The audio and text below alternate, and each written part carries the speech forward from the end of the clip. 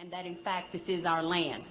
So beginning with that premise, whether you're more or not more, I'm going to start with what law really is. Most of us think that we go into a courtroom and understand the difference between a court and a courtroom, that the people who purport to use law really use words of art to make you believe, in fact, that law is on the table when you walk into a courthouse or a courtroom, when in fact that's not true.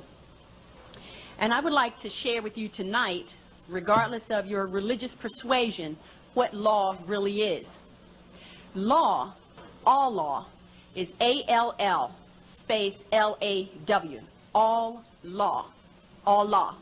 So for anyone who's of a Christian persuasion, don't be misled, and when you hear the term all law is God, all right? That is also what we would say in lawful terms a misnomer. Allah is not God. God has no capacity and no standing to all law, because God means governmental ordinance departments. There is no comparison. Now, who can use law? Law can only be used by people who are in their sovereign capacity.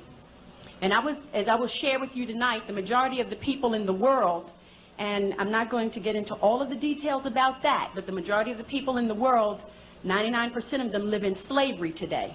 So in 1863, via the Emancipation Proclamation, and I challenge you to go look in a law dictionary and look up the definition of emancipation and proclamation, and you will see that a proclamation is not a law. A proclamation is a public announcement by elected officials. It is not a law. So the Emancipation Proclamation of 1863 did not set any slaves free.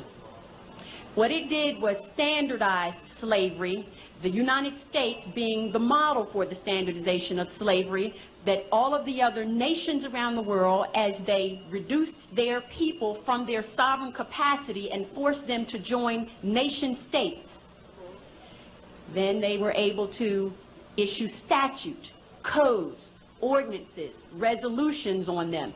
And a statute, as in a state statute of the Commonwealth of Pennsylvania, is not a law. It is corporate policy of the corporation that calls itself the Commonwealth of Pennsylvania Incorporated. All right? Now, a code is not a law. The United States codes, the code of the laws of the United States of America that are used in federal court and the Supreme Court, are not law. They are what they say they are. They are codes, ordinances, and resolutions of a municipality of the city of Philadelphia, which is a private nonprofit corporation that calls itself the City of Philadelphia. An ordinance and a resolution, as in parking ordinances, they are not law. They are what they say they are. They are ordinances and they are resolutions. All right? And the reason they are not law is because the only people who can issue law are people who are acting in their sovereign capacity. And the people who sit in these seats as elected officials are not, in fact, in their sovereign capacity. They are in a corporate ward status, meaning that they are wards of the state. They are members of the corporation, which is a nonprofit, that calls itself the Commonwealth of Pennsylvania.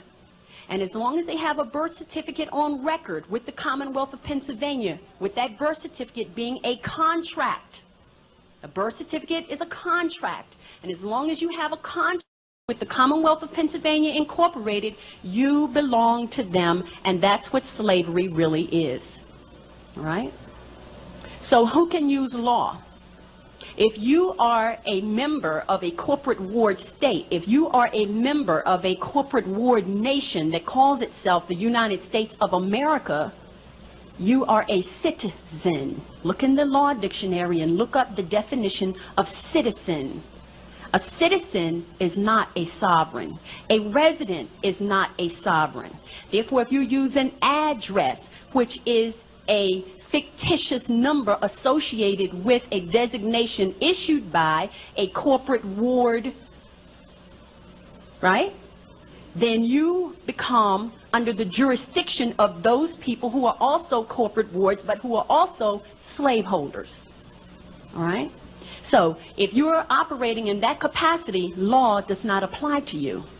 If you are a resident of the city of Philadelphia, which is a private nonprofit corporation, and you say you are a resident of the city of Philadelphia, then the ordinances and the resolutions of that private nonprofit corporation apply to you.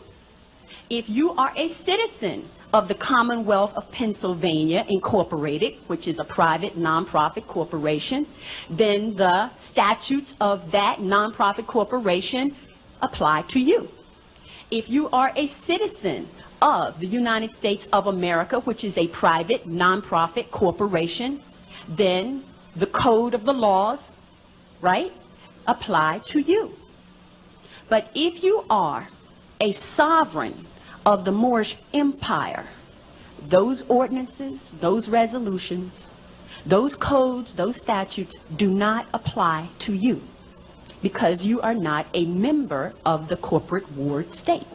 It's as simple as that.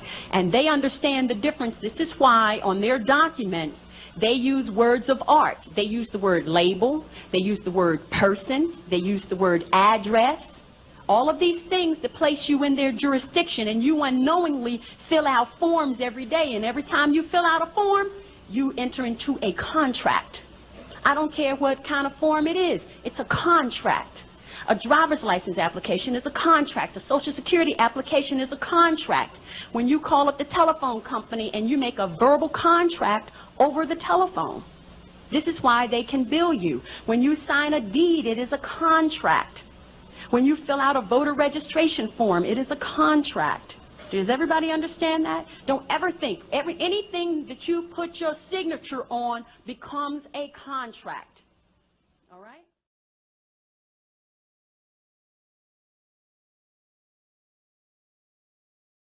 Now, the fact that you are not in your sovereign status means that you make a contract as a minor. They don't care. They know you are a minor because, and to be other than a minor, you have to be in your proper person at law. And how we write that is this. Can y'all see that? Impropria persona. Impropria persona. When you are in your corporate ward status, you look like this to the court. Pro se.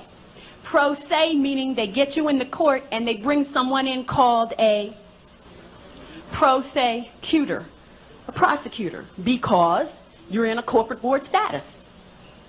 Now, if you're in propria persona, saying there are criminal allegations, the prosecutor cannot come into the courtroom and say anything to you because you're not in pro se status. Makes sense, right? The issues of law are threefold. The issues of law are status, jurisdiction, and adjudication. The first thing that happens when you walk into a courtroom in your corporate ward status is that they already make the assumption that you are a ward of the state and that you don't know any better. So they immediately start adjudicating you. The first thing that happens when we walk into a courtroom is that we place our status on the record. On the record. We come in with our flag. We come in with our treaty. We come in with the Constitution we signed with them, and understanding that the Constitution is a contract. It's a contract between who? It's a contract between the United States Republic and the United States of America. But there are certain clauses in that contract that apply to Moors, which takes us back to the Treaty of 1787. But that contract between the United States and the United States of America does not apply to us other than that part that discusses the treaty. So it's not relevant for us to go into any courtroom and argue about their ordinances, their codes, their statutes. The only thing we're in there to talk about is, have we violated the treaty? Have we violated that part, which is Article 6 of the Constitution, that applies to us? That's the only question in the courtroom. Because the status of the individuals looks like this. You and the judge. There's nobody else that you need to discuss anything with in the courtroom besides the judge. The prosecutor is invisible to you. Now, what do you have to say to that judge? My honor, not your honor. What is your status? What is your name? What is your nationality? All right? And do not let them get away with saying, I am a U.S. citizen. You cannot be a citizen and sit a bench. You cannot be a member of the Bar Association, which is a private, non-profit corporation that issues registration numbers to its members who do not have a license to practice law in any state. Because in order to have a license to practice law, you must have your proper person. And in order to be in propria persona in this country, whether that be North America, Central America, or South America, you must be a Moor. If they want to be sovereign, they've got to go home. They cannot be sovereign here. The next issue of law is jurisdiction. Now, let me stick with status. What is the status of the prosecutor? What is the status of the district attorney? What is the status of Lynn Abraham? Does anybody in this room know her nationality? I don't. That's an important question to ask her if she serves me with any papers. Well, who are you? Where is your license to practice law? Where is your proof of naturalization in my land? Who gave you the authority to be here? Right? Who issued you authority to act in any capacity, to file any complaint or any charges against anyone? That's the question. And I say to you, she can't answer those questions. Right? So then, if you walk into a courtroom and nobody else has the status to be there, automatically challenge the jurisdiction of the court. There's nothing else that you need to say. There's nothing else to be said. Stand mute. Let them proceed, because guess what? They cannot proceed. Do you have a question? How do we make them honor that information that you just passed on to us? In the courtroom, as I have learned, because I've spent a lot of time there, right? There is a language of silence.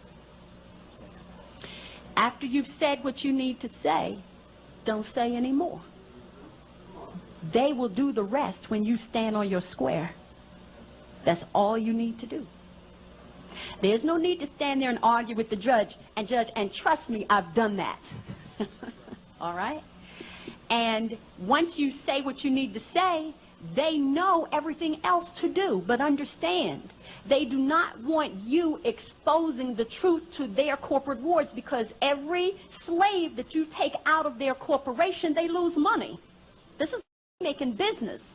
So don't go into the courtroom trying to expose the fraud. That's not your job. That's not why you're there. There's another venue for that. In that courtroom, because understand, it's not court, because it's not law. And I'm going to get into that in a few minutes. So don't try to challenge them on the law. They already know that. They already know they don't have the proper status. They already know they're operating in your land fraudulently. All right? Just say what you have to say and back off. They will give you the window. And it's up to you. If you're educated enough about the law, you'll see the window, you'll recognize it, and then you'll be able to walk through it and walk out the door. But if you're not conscious, when they open the window for you, I'll give you an example, as I gave in class just a few nights ago. Went into the courtroom, and the judge has papers there in front of me, and he's just arguing with me, young lady, you'd better come back here. I'm going to send all these officers I have at my disposal with guns to hunt you down and bring you. And he's just running his mouth. And the prosecutor slides me the paper to sign, and it was blank. Do you understand? Do you understand? Yes, ma'am. So I signed the paper because I know how to sign contracts and not be obligated to them. Right?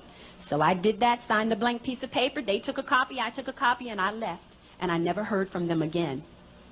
But if I had stood there, as I shared with class, and I have done this, this paper is blank and I'm not signing it, and right? So all I had to do was come into the courtroom and say what I had to say. Now I know how to present myself in the courtroom, Islam, right? And see the window and walk out. Thank you. All right. Now, the next issue at law is jurisdiction. We already know they don't have the status. Now, do they have the jurisdiction? The answer is no. Because in order to have jurisdiction, you must first prove status. Everybody in the courtroom must have status on the record. Why is that so important? Because unless their status is on the record, what country do you represent? Says what law you're here to get justice on, right? Now, if you have not clarified the status for the record, you can't bring your law into the court.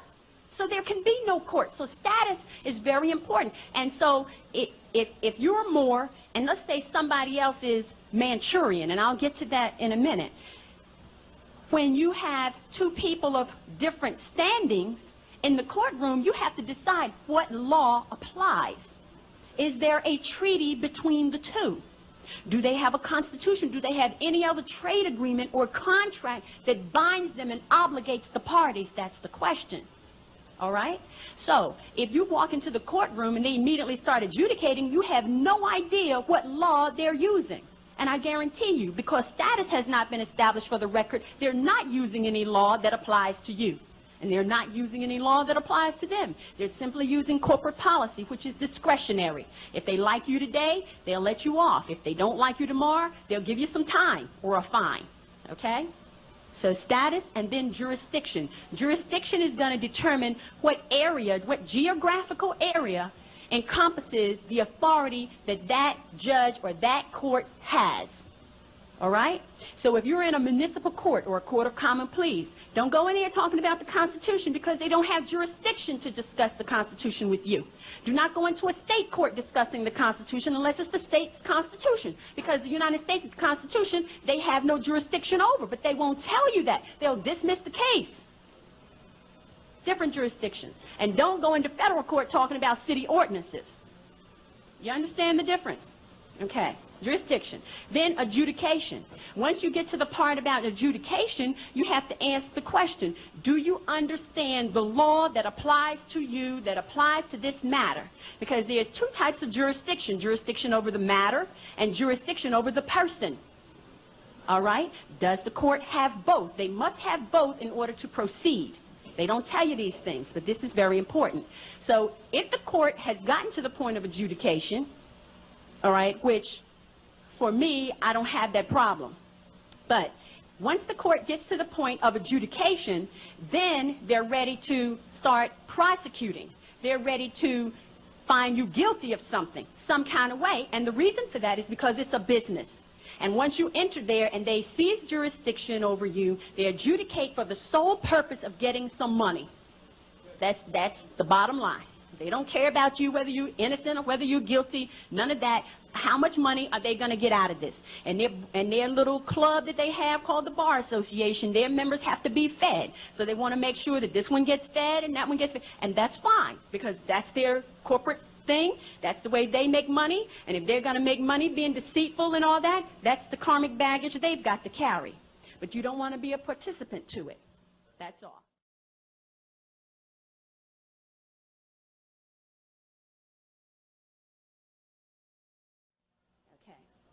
Color of law. Colorable, color, means something that pretends to be something that it's not. Colorable court, colorable money, colorable law, colorable people. Any people who call themselves colored, Negro, African American, Indian, Puerto Rican, Chinese, Australian, all of these are colorable labels, but these people for the most part around the world don't even know this. But because they call themselves Chinese, as I was getting ready to say to you, they are part of a corporate nation state as well, because the country of China is Manchuria. The nation state, the corporate ward nation state is China. That is not the country or the sovereignty of the people. The people are Manchurian. All right? You understand? Say anybody who wants to call themselves Puerto Rican. Puerto Rico is a corporate nation state. It is a private, non-profit corporation that has a charter issued by the Moors where they have the authority to conduct commerce and trade on the island of Borinquen, right? Borinquen. That's the name of the people. Borinquen is the name of the island. Puerto Rico is the private non-profit corporation that has the charter to operate within the geographical boundaries of Borinquen. Most Puerto Ricans don't even know that. I go around telling people all the time, you're not this, you're not that. This is who you really are, because people have grown up into slavery for generation after generation in all these corporate nation states who belong to the United Nations, which is a private non-profit corporation trade association for nation state corporations. Got it? In order to belong to the United Nations, you have to be a corporate ward state, nation state. Otherwise, they don't want you. And they will go to war against a country and take the people out of their sovereign capacity and say they're setting up democracy all around the world so that they can take people out of their sovereign capacity and take them away from the law and impose corporate statute on them. And that's exactly what they do. All right? Now, color of law is in full swing all around the world. All around the world. And they have a clique where they're all intermingled and they all agree to participate together in this game. Right? Now, it doesn't matter where you go. Just like most people think you need a passport to travel from company to company to company that are called nation states. So you do need a passport if you call yourself black or African American or a U.S. citizen or any of those things. Yes, you need a passport to travel from one corporate nation state to another. But when you're traveling from one country to another, you do not need a passport. And those countries will tell you you don't. Depends on what you call yourself. You understand? Okay. Why do we have colorable law and colorable courts? During the Civil War, the Moors went to war against each other. Now, we destroyed ourselves in this. The Europeans did not come here and bring us down. We did that from inside, and they capitalized on the carnage. Do you understand?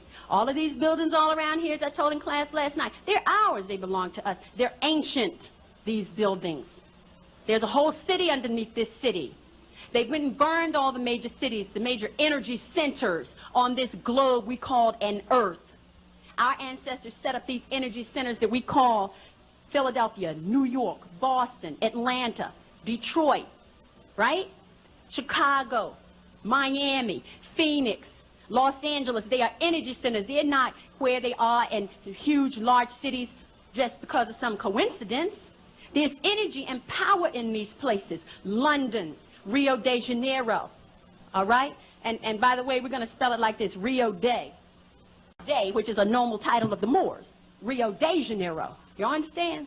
This thing is worldwide. This flag that we carry with the red flag, with the five-pointed green star, with the pointing up, all right, is a worldwide flag. It's recognized all around the world, all right?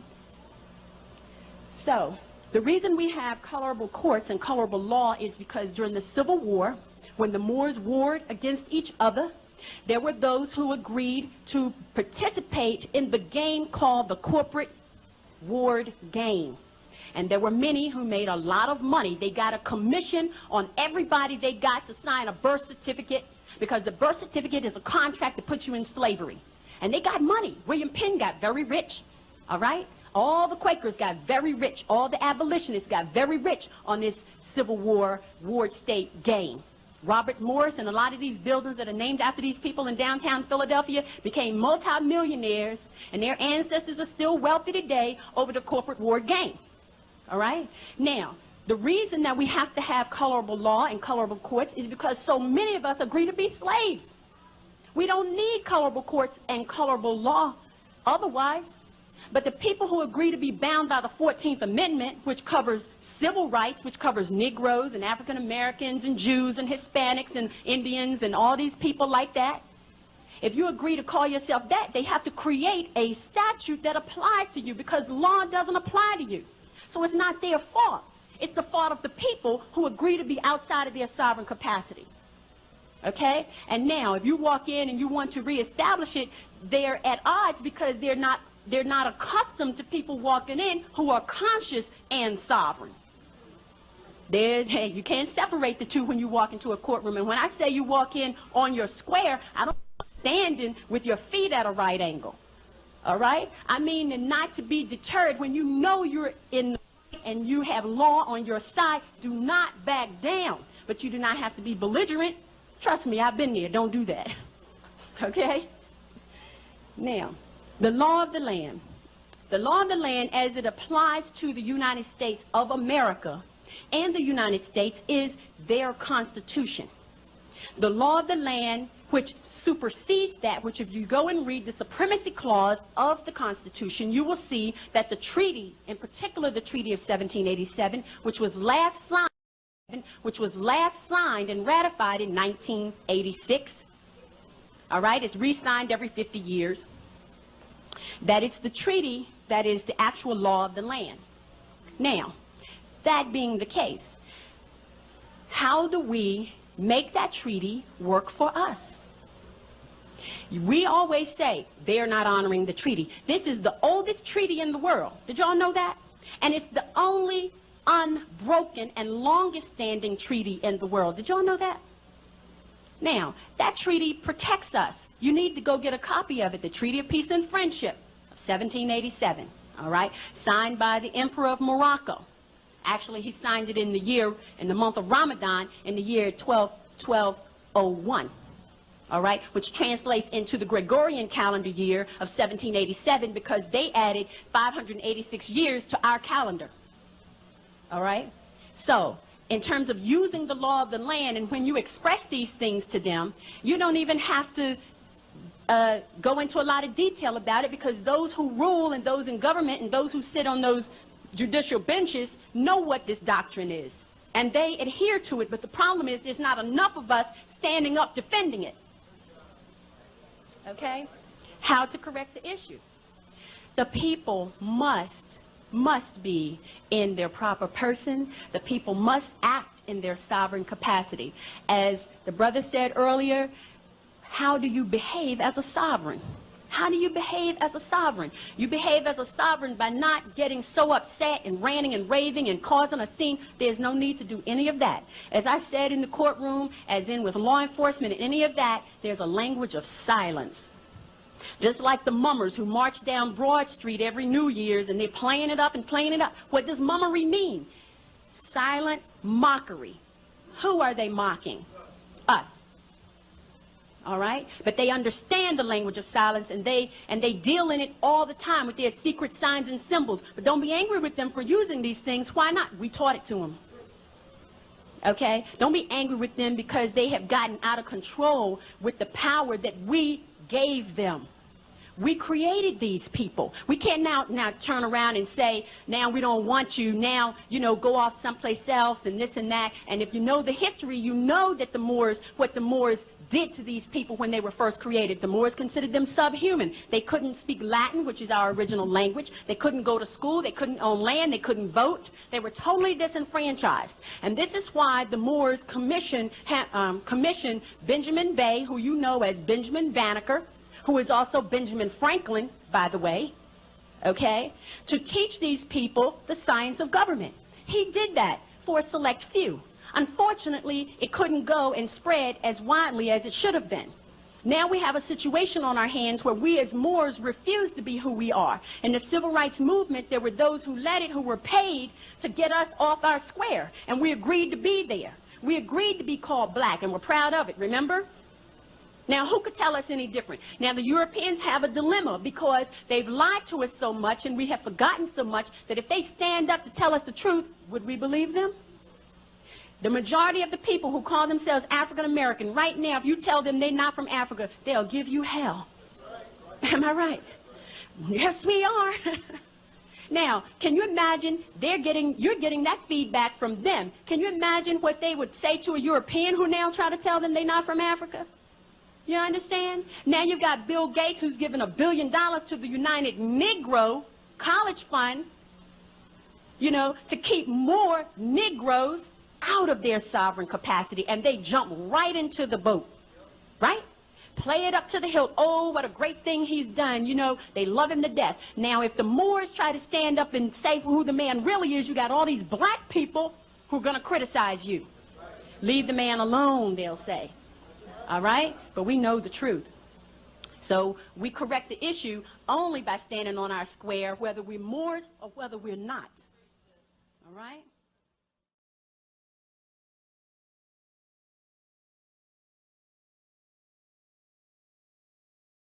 Now,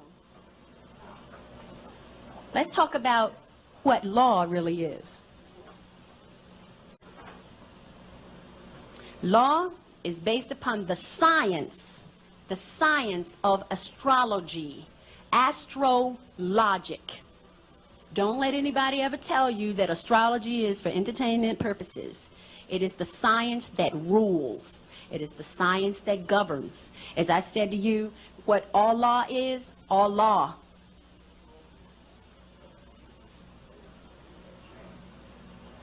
All law. Do we praise all law? Absolutely.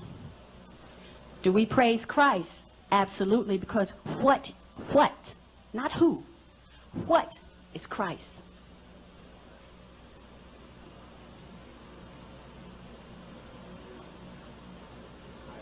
Christ is the great I am.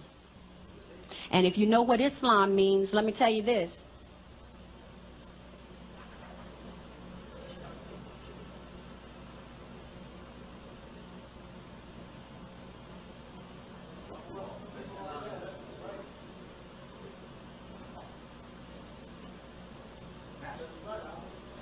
I, self, law, am master. I am the master of my own fate. I am all law.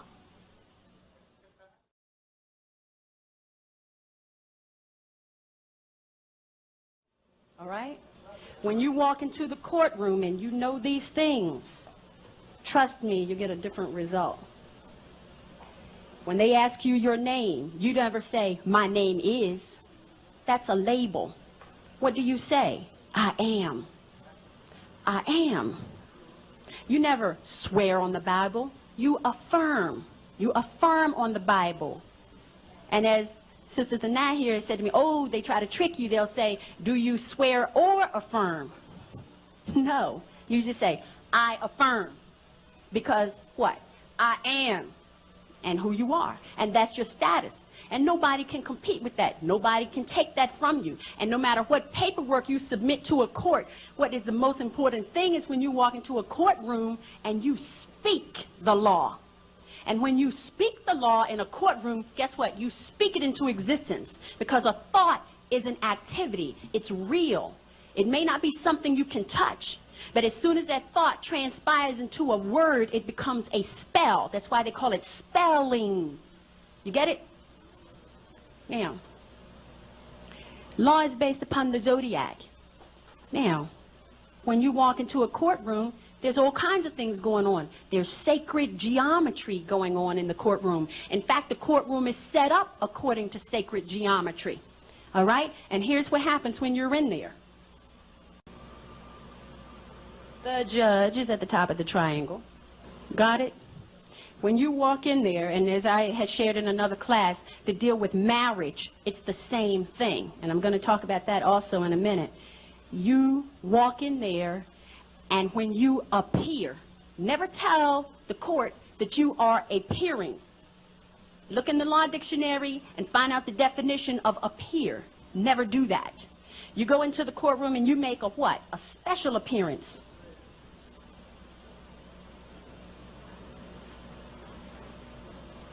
Not general. That will get you in trouble every time if you appear in a courtroom. And all of these little nuances, they know these things. And they are put there to trap you who don't know.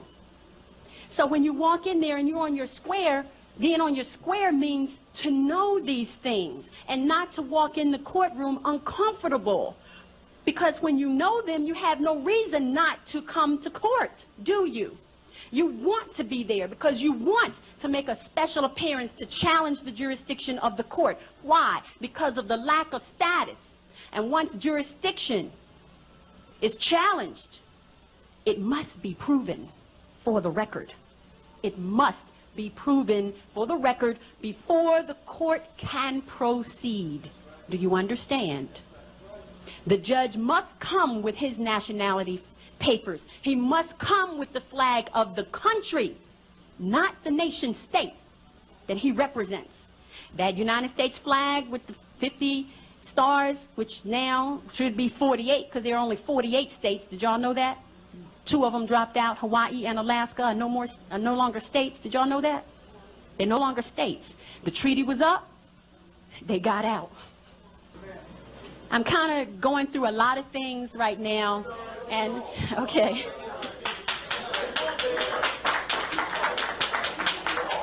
All right. The law is used by people in their proper person. When you walk into the courtroom, you should always have your paperwork precede you. Don't walk in there without first having submitted some document to the court to let them know that, yes, I'm coming. And look in the law dictionary and look up the definition of come. It's different than appear. Now, you can come to the courtroom, all right, and make a special appearance. You understand?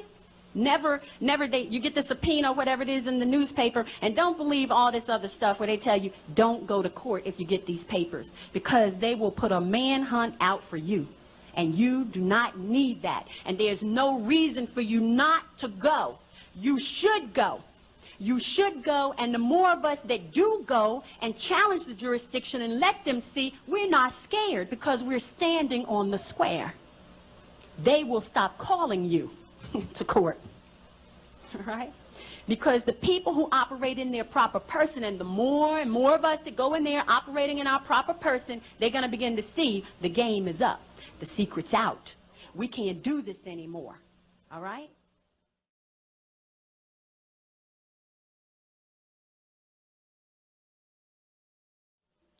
Justice died upon the cross. What does that mean?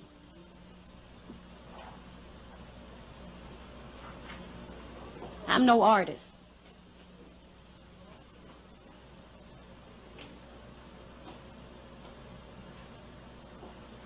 That is the cardinal points of the zodiac.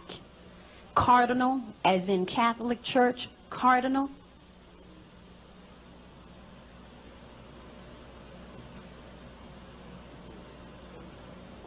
They are your deacons of the zodiac. Deacons, as in the Christian church.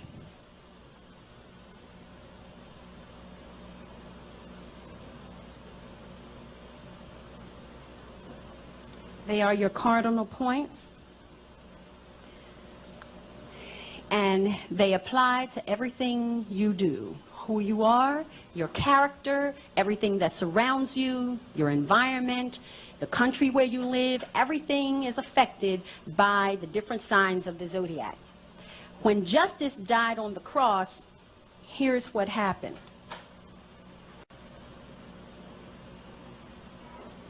That's our solar system, and that's the sun in the middle. And that's Earth, the third rock from the sun, which is its planetary position. That's not its name. And its planetary position will be changing, is changing every day. And it's speeding up and getting closer and closer to the sun until it will occupy the second position, rock from the sun. This is the natural life cycle of a planet. And all the planets are coming in, and then more planets are being created out further beyond Pluto. So what they call the greenhouse effect is the natural heating up of the planet. And all those who cannot meet the heat requirement as the planet heats up will be eliminated from the planet. This is the science of the zodiac. Now, just like we have the zodiac, which I just showed you, based upon what is called the geocentric form of astrology. Geocentric because it's centered based on the earth as its center point. Then there's the heliocentric form of astrology, which is based upon the sun being the center. Sun is helio, earth is geo. Everybody understand that? Now, just like we have our signs applied to the earth here, the sun also has its center point here. Everybody understand that? Does everybody understand that our entire solar system is spinning around the Milky Way? The earth spins on its axis, the moon spins on, right, spins around, well, let me back up. The moon doesn't spin around the earth like they told you, but the moon does have a cycle. Now, the earth spins on its axis and the earth spins around the sun. The sun spins on its axis, and this entire solar system spins around the Milky Way. Everybody understand that? That's basic, right? Very basic. Now, check this out.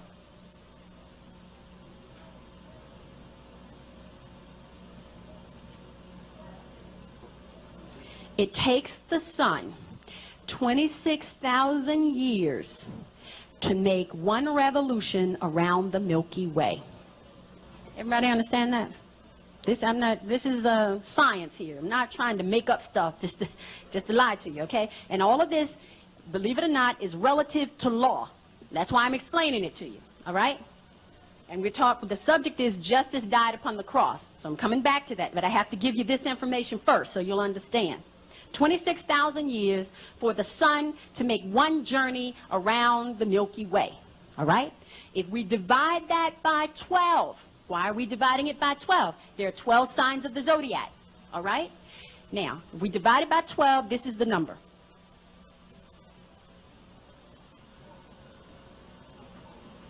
(2,166 years.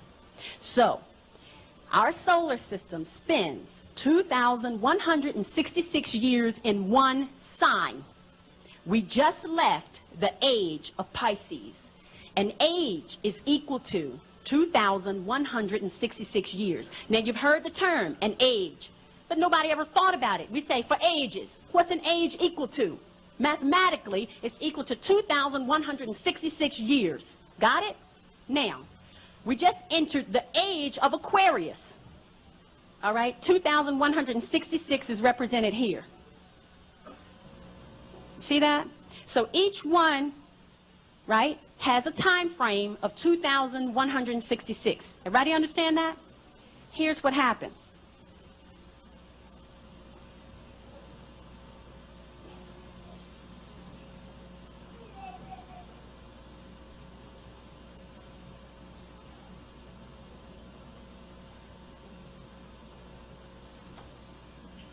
I don't need to write all of them, right? You all understand the point. We just left the age of Pisces, which was, or an eon. An age and an eon are equal to 2,166 years. Now, we just left the age of Pisces, which is represented by what we know as Jesus. This is why Jesus is represented by the sign of the fish. It's over. The age of Pisces is over. All right? Not to come around again until we go through all of the other 11 signs of the zodiac. Now we're in the age of Aquarius. What does that mean? Justice, and any Mason will tell you, if he can unravel the allegory, is Jesus. Jesus was born. Why? Because what's the opposite of Pisces? Jesus was born of a virgin mother. Virgo is the virgin. Virgo is the virgin, right? Who in here is Virgo? Anybody? Virgo is the virgin, right? Okay. So Jesus was born of the virgin mother, Virgo. Got it? All of this stuff in the Bible, because understand that the Bible is not a religious book. The Quran is not a religious book. They are science books.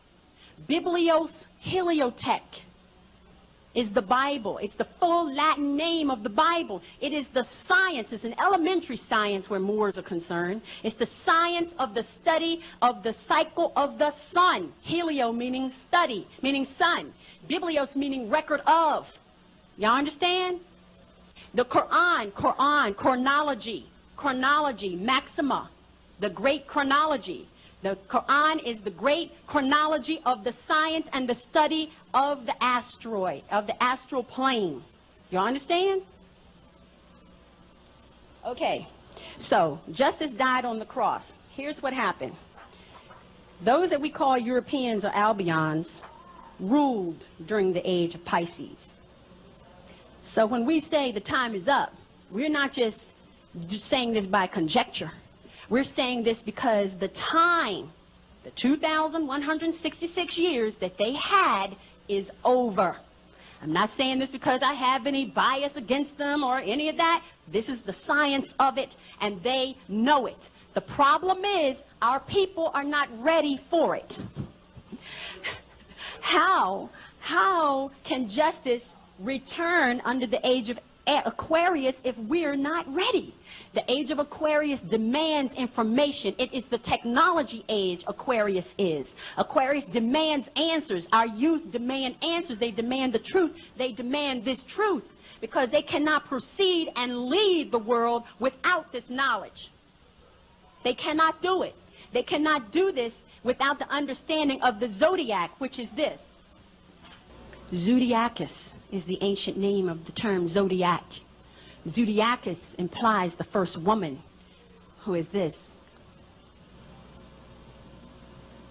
Womb man. We are man with a womb. That's who we are. No spirit can enter this plane without the agreement of a womb man. Period. We are the vehicle. We have a covenant with the cosmos where we agree to bring those spirits, which we call monads, from the astral plane and summon them to this physical plane. And it is only through the womb man that they can leave, exit, and then reposition themselves in another plane. All of this relevant to all law.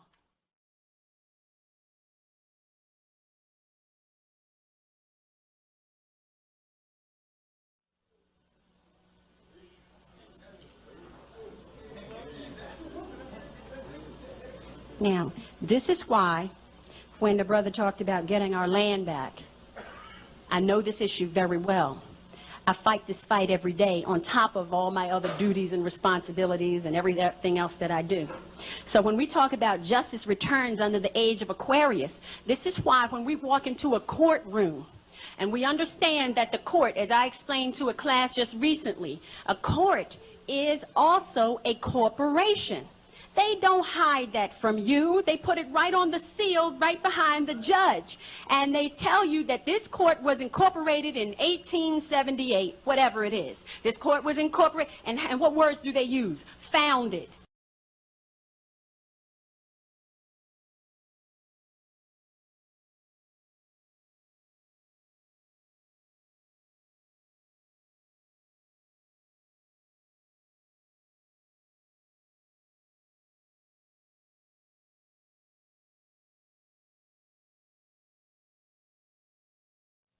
So when you see the word founded and you see the word established in, it already tells you that they're a corporation.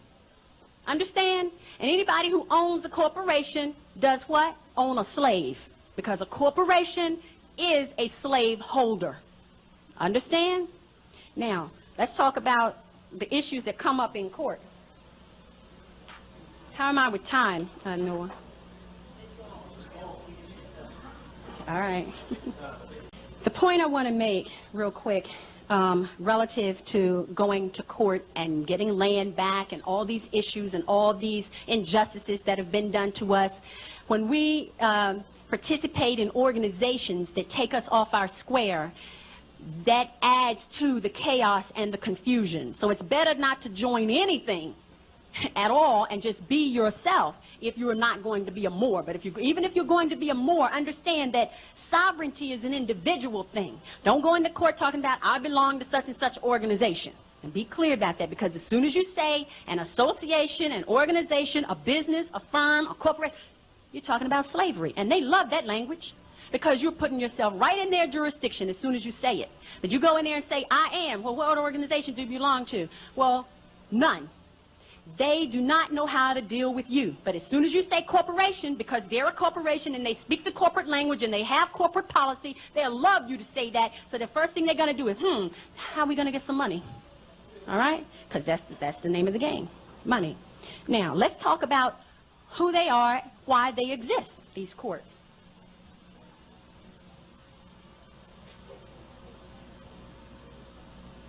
First of all, we know they're not really courts.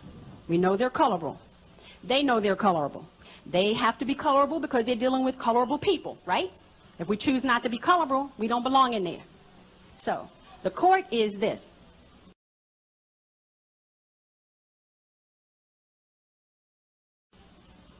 Just like the Commonwealth of Pennsylvania, just like the Bar Association, just like the United States of America, they are this.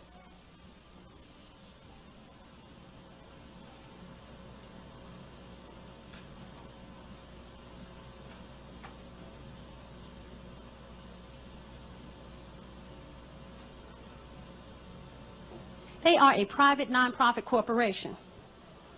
If you get some mail that belongs to me, do you go and show up and say you're me? No, you can't do that.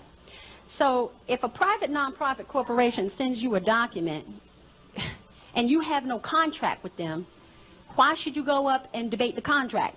Because if you don't have a contract, right? If you don't have a contract, you don't have a contract. It's as simple as that.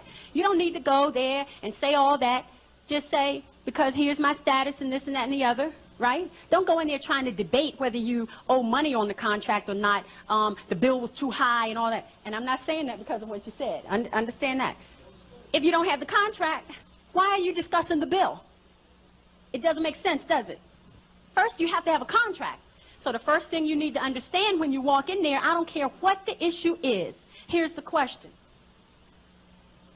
And I write things down, specific things I write down, because when I write them down, I'm spelling. Understand? Do we have a contract? If I rescind my birth certificate, do I agree to belong to the corporate ward state that calls itself the Commonwealth of Pennsylvania, which is a private nonprofit corporation? If I don't have a birth certificate with you, what agreement do we have that you should summon me to answer anything? Right? If I don't have an agreement with the parking authority, which I don't, do they have the right to send me a bill saying that I owe them for a parking ticket? It's ludicrous. Now, the thing to say is, if you don't have the contract, you have certain rights, and you need to exercise those rights. And there are codes even that are there, and laws that are there to protect you if you don't have a contract with somebody and they're trying to make you adhere to a contract. I don't care what kind of contract it is. If you don't have a driver's license and they pull you over, the first thing you need to say is, I don't have a contract. They may still give you the ticket, but understand that there are other things, which I already explained, in the language of silence, which, because we are amongst non-Moors tonight, I will not show you. However, there's a language of silence that you can speak to these people and they will not bother you. You can trust me on that. However, if you are not comfortable and you happen to get off your square and you get the ticket and you have to go to court, that's the first thing you have to say. I don't have a contract. And all of these courts, because they are corporations, the only type of policy they can deal with is contract policy, not contract law, contract policy. So the first thing you must ask is what? Do we have a contract? And if the answer is no, then I'm here under threat, duress, and coercion. You are violating my rights. It's as simple as that. You have no other reason to be there. Does that make sense? Okay.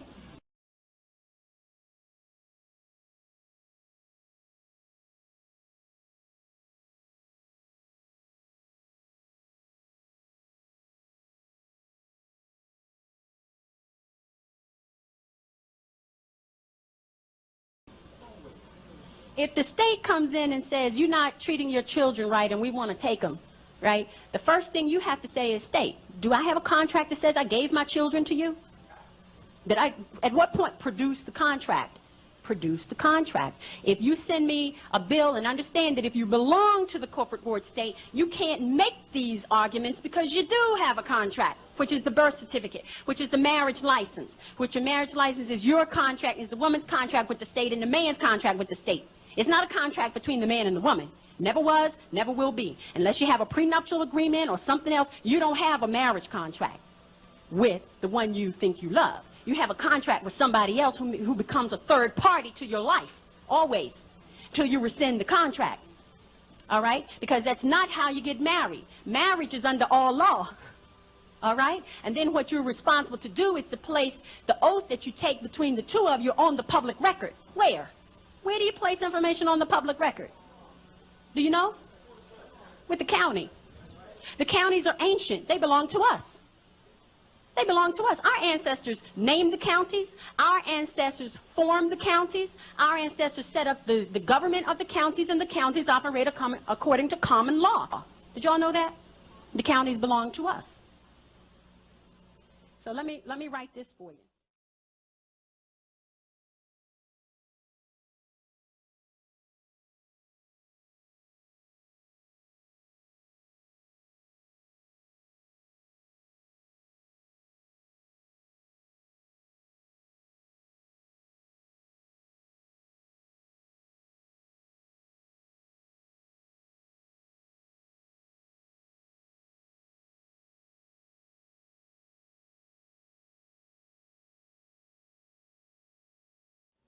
How many of you think you live in Philadelphia County?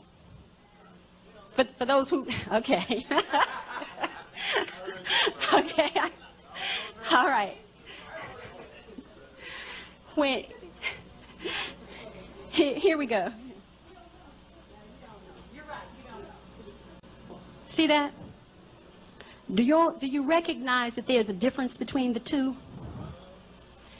There's a difference between Philadelphia County, which our ancestors set up with certain geographical boundaries, and that corporate, nonprofit corporation that calls itself the County of Philadelphia.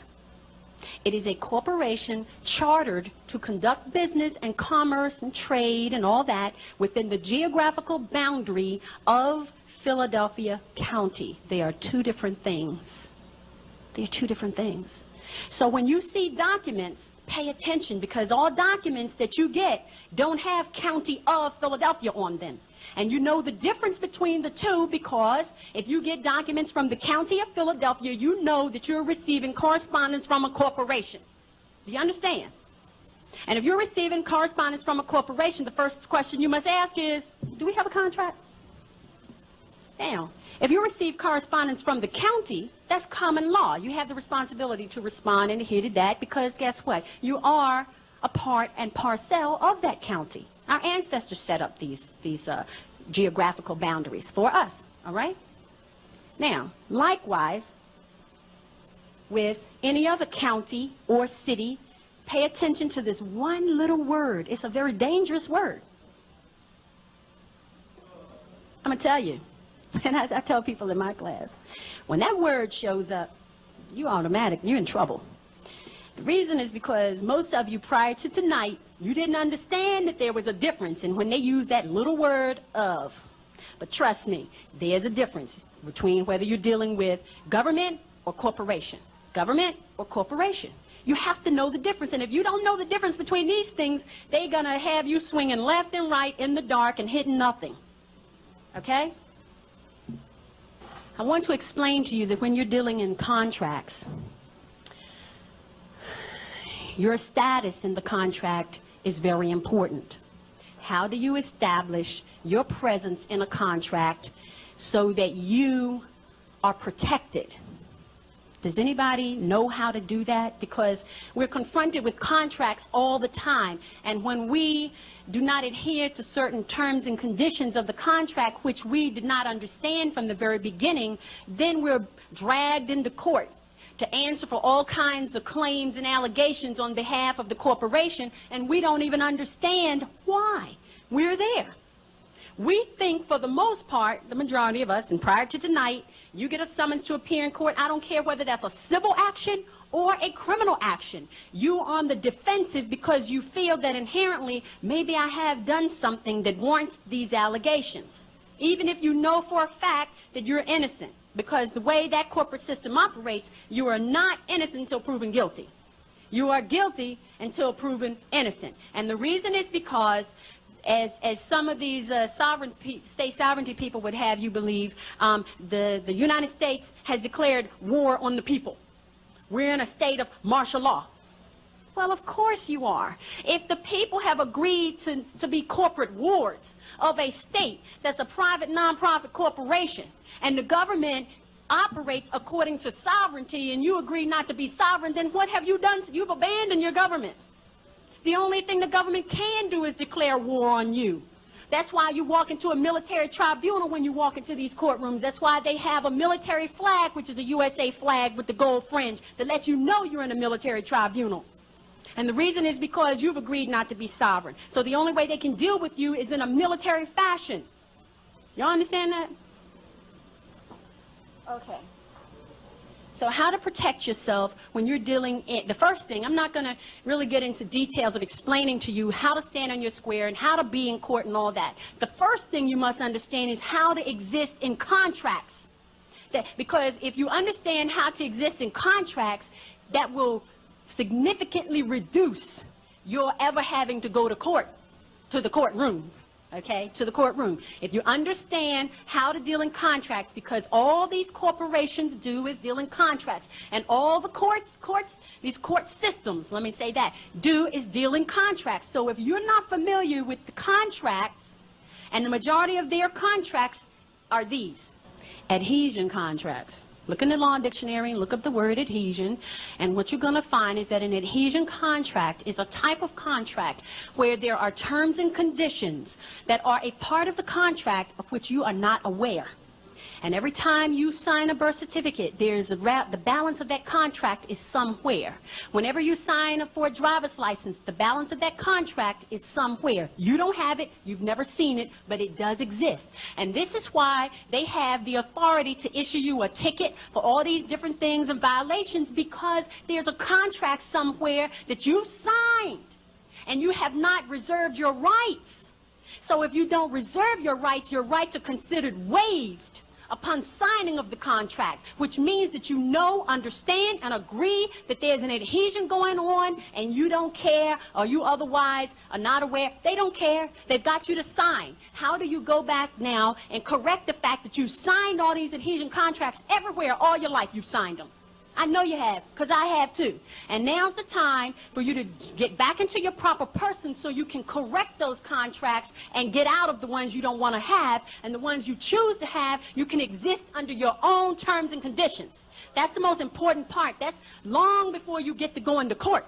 Because you can go to court all day long, but guess what? Unless you correct the problem, the root of the problem, which is not knowing how to exist in contracts, you'll constantly go to court, and that's a waste of your time. I'm sure you have many more productive things to do than to keep showing up in court, making special appearance and propria persona, sui juris, and stating your status for the record, okay?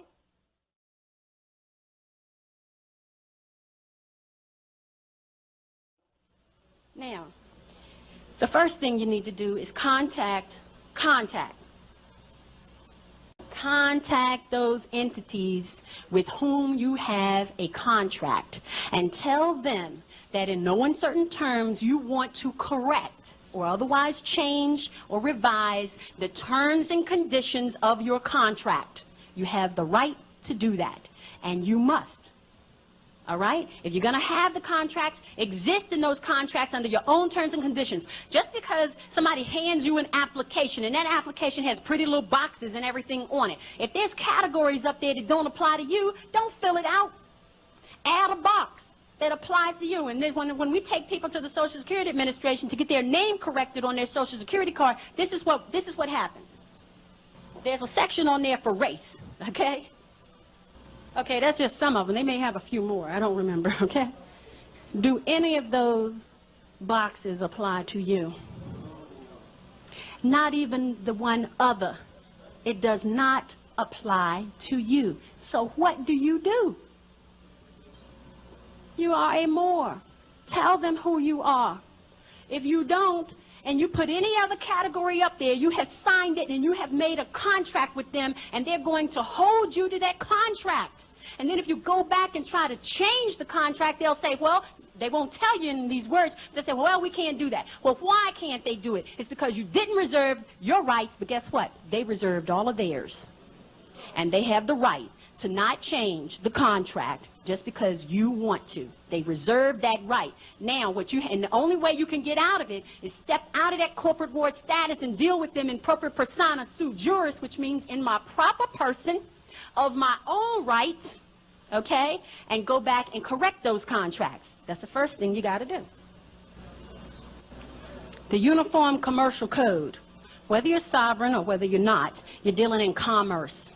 And when you're dealing in commerce, there's an agreement, a uniform agreement in this country, not this nation, this country, that has a standard that protects people in their contracting, because you have the right to contract.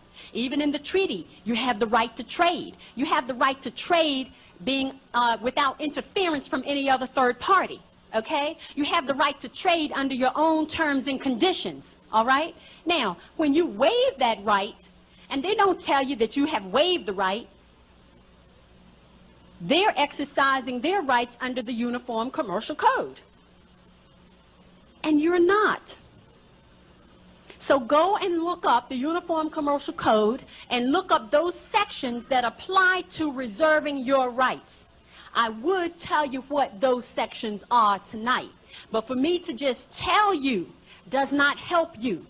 It only helps you if you go look it up and you see it for yourself. Am I right, Fami Arasante?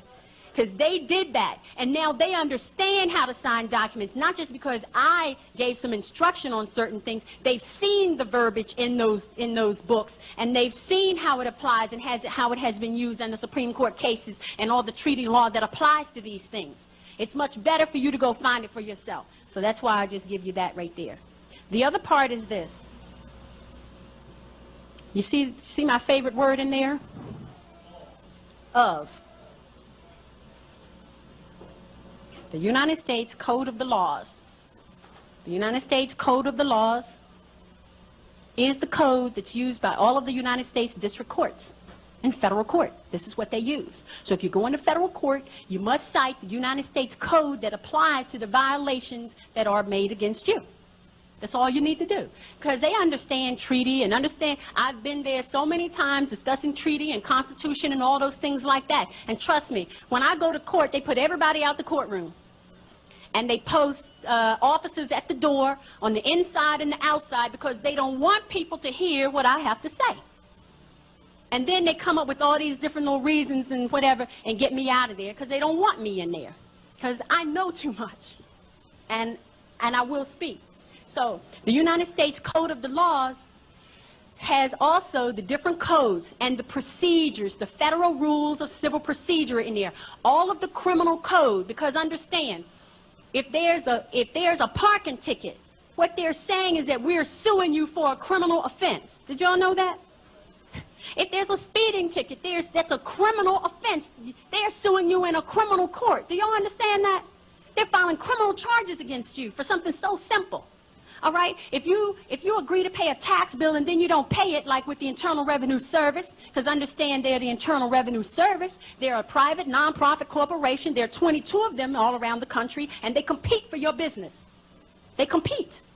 They don't share information, and they collect money they're in the business of collecting money on behalf of the United States Treasury. That's their job. Doesn't mean you have to use them, but if you have a contract with them, which you sign your W-4, right?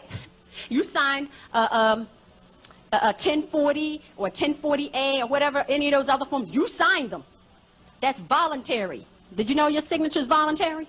You can fill out the form and don't sign it and send it in. And even if you claim on there that you say you owe them money, as long as you don't sign it, you have not, right, entered into a contract. You've given them all the information, but you have not entered into a contract which binds you. Do you understand? If you send the information, you have filed, and that's all that you're required to do. They don't say you're required to sign. They say, please sign. There's a difference. Please sign. Why? Please sign so we can come after you and take everything you got. Okay? So when you look up the United States Code of the Laws, you're going to find all kinds of things in there, because municipalities who have codes and regulations and all those things and the state statutes and all that, all of them fall up under the jurisdiction of the United States Code of the Laws. Because no municipality, no county, borough, township, city, state can make a law that's outside the boundaries of federal law. They must all adhere to federal law. But if you agree, if they come up with a policy and you agree and enter into a contract to participate and be a part of that policy, then when you try to go to the federal court for protection, the federal court, they're not going to tell you in words they'll dismiss the case, but the reason they're dismissing the cases is because somewhere along the line you signed a contract that behind your back has been produced and put into the court record. And what I always tell people to do is to go down to the file room and get a copy of the docket sheet and get a copy of your file of everything that's ever been put on the record concerning you. And then you go back and correct those things and say, produce the contract or take it out the file. You have to file your paperwork, your motion to the court, and say that these things were filed in violation of whatever code applies, of whatever UCC paragraph that applies. These things are in violation of UCC ... United States Code ... You petition the court to have them removed from your record. Do y'all understand how simple this is? Not hard. This is not rocket science. This is what it takes is your perseverance to follow through the steps and get this thing done. Because if you don't do it, certainly it's going to remain on your record. And guess what? No matter how long you live, you can always they always go back and trace something on your record back to you. I don't care if you correct your name or anything like that, which I tell people, even when you correct your name, what we have people stop using your Social Security number as a trade number. That's one of the main things you have to do. Stop using that Social Security number. The Social Security Administration tells you, do not give your Social Security number to anyone. And anyone that you choose to give it to, you have the right to demand, one, how they're going to use it. And you have, under certain terms and conditions, to deny them to use it certain ways. For example, if you got something on your credit report, as Arsante, we helped him resolve those issues, how did they get on there? Did you authorize that credit reporting company to send, to receive any information? Do you have a contract with them? Do you have a contract with J.C. Penney, who you applied for the application? Did you tell them as a part of your contract that they could check your credit record?